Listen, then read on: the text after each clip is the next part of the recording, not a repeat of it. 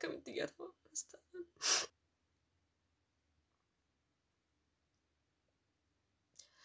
ay gara jabina ilma namaa gara jabina ilma namaa dhugaa rabbii gara jabina ilma namaa jedhan akkanatti argan kun osoon gaafa ijoolleen Yaman keessatti akkasitti bakka tokkotti gubatan sun furmaata argatanii osoo ijoollee sanii sagalee guddaa ta'anii osoo dhukkubni ijoollee sanii dhukkuba keenya ta'e osoo badiin achitti badisuun mana keenya maraa galee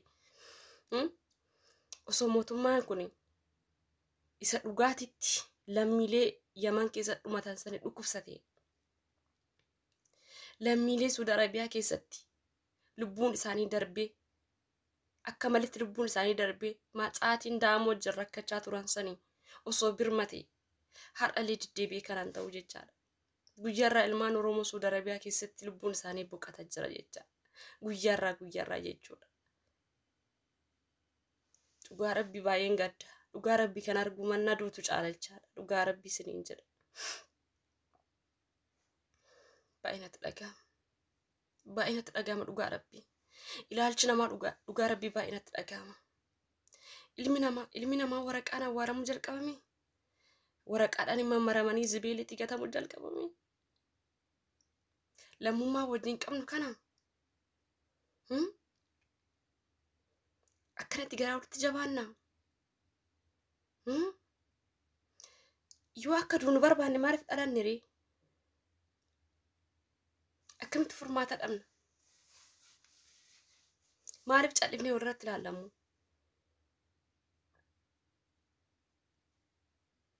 Akkamitti rakkinni ijoollee sanii rakkinna keenya ta'uu dhabe? Akkamitti ofii keenyaatti dhimmamuu dhabne? Akkamitti tokko taaneetiin sagalee ijoollee kanaa taanee ijoollee kanaaf furmaata godhuu dhabne hagarraatitti? Akkamitti ijoollee lubbuudhaan darban dagattan?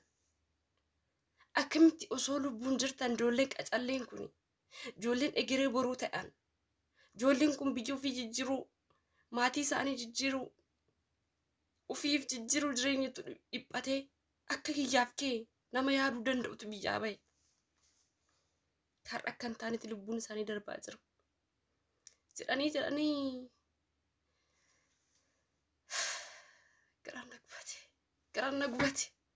garaan na gubate wallaahi garaan na gubate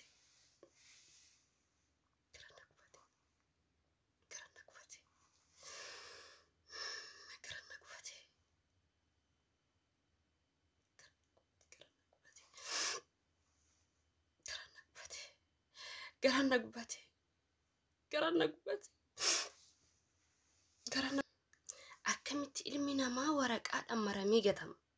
Akkamitti ilmi namaa waraqaan maramee gatama? Akkamitti ilmi namaa bakka takkatti awwaalama? Akkamitti ilmi namaa awwaala isaa dhaba? Akkamitti ilmi namaa nyaataaf dhugee malee jiraata? Akkamitti ilmi namaa akka horiitti walitti naqamee jiraata? Akkamitti ilmi namaa osoo hin dhiqanne osoo hin miiccanne osoo hin diranne osoo uffata akka hin jijjiiramne jiraata? Akkasitti yaadame sammuu keessan banaa yaadaa. Ka'aa bakka jirtanii konsortii wal goone akkas wal goggodhamaa isin ibboo.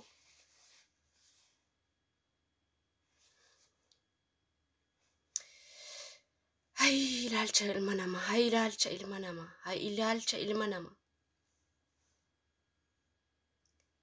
Carraatu fuudhee barjaarallee achi kafidi carraadha malee jaalatanii miti. Hiree jireenyaa barbaadduudha kan isaan achi dhaqan malee. Tana keessa seenna jedhanii hin deemne. Achitti hafna jedhanii hin deemne. Yookaan rakkoo keessa galla umrii kanaan jedhanii hin deemne. Nama akka kan keetti gara fuulduraa yaaduudha. Nama akka keetti jijjiiramuu yaaduudha. Nama akka keetti biyyatti tana jijjiiruu yaaduudha. Nama sammuu akka si caalii qabuudha bara. Si caalii sammuu qabuudha ijoolleen kuni. Kan ijoolleen achi keessatti maraatanii sammuu isaanii dhabanii akka malee ta'anii qaama isaanii dhabanii qaama ofii akka hin taanirtuu argan kana caalii du'uu maraxanna jedhanii ijoolleen achi keessa saqala meeqatu jira? Dhugaa dubbachuudhaaf ijoolleen jireenya achi keessa jiraachuu san caalii azaaba addunyaa kanarra jiraachuurraa lubbuudhaan hin boqochuun wayya. Gaafsaniin rabbiillee nu laalu jedhanii dhugaa rabbii nama musliima ta'e achi keessa dhufu saqalee jira. Namni amantii musliimaa ta'e amantiin keenya namaa dhufii saqalee hin jedhu lubbuu kan kee osoon lubbuu kan kee baasiin jedhu amantiin musliimaa nama lubbuu isaa achi keessatti wareegee jira. Sababbiin isaallee ziriinna san caalii du'uu waan filateef du'uun irra caalii waan isaaf ta'eef isinii galee du'uu irra waan filateef iyyuu achi keessa uf saqalee jechaadha. Qaama ofii akkasoo ta'uuf arguurra akkasin rakkatee mana achi keef arguurra du'uu naa wayya jedhee maraxe jechaadha. Yaa obboleeyyan akiraa maaf walitti cakkanna maaf walii sagalee hin taane maaliif gabbaanee sagalee walii hin taane